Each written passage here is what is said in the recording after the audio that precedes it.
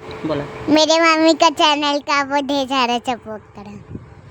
कहवा जनमे कंस पापी बड़ा ऊंचा पाती बड़ा ऊंचा पाती न हो। बहिनी कहवा जनमे कृष्ण कन्हैया की मुकुट सिरा शोभे मुकुट सिरा शोभेला हो। मथुरा में जन्मे कंस पापी बड़ा ऊंचा पाती बड़ा ऊंचा पाती न हो।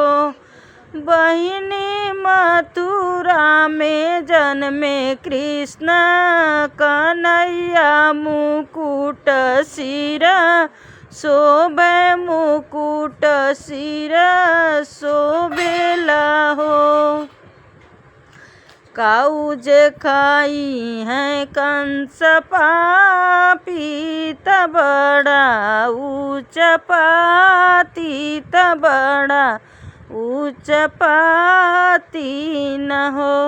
बहिनी काऊ जे खइहे भगवान त मुकुट सिरा शोभेला हो।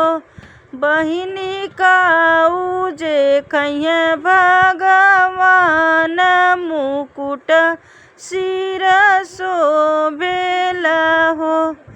56 भोजन कंस पापी बड़ा उत्पाती बड़ा उत्पाती न हो।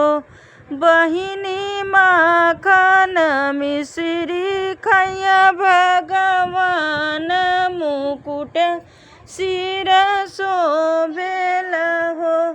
बहिनी माखन मिश्री श्री भगवान मुकुट सिरा शोभला हो।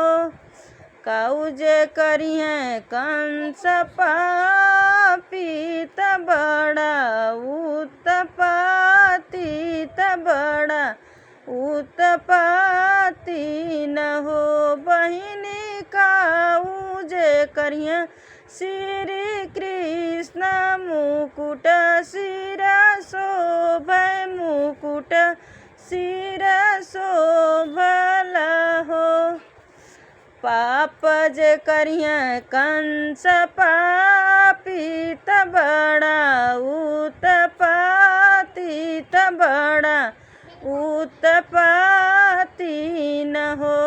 बहिनी धर्म करिहे श्री कृष्ण मुकुट सिरा शोभे मुकुट सिरा शोभला हो। धन्यवाद।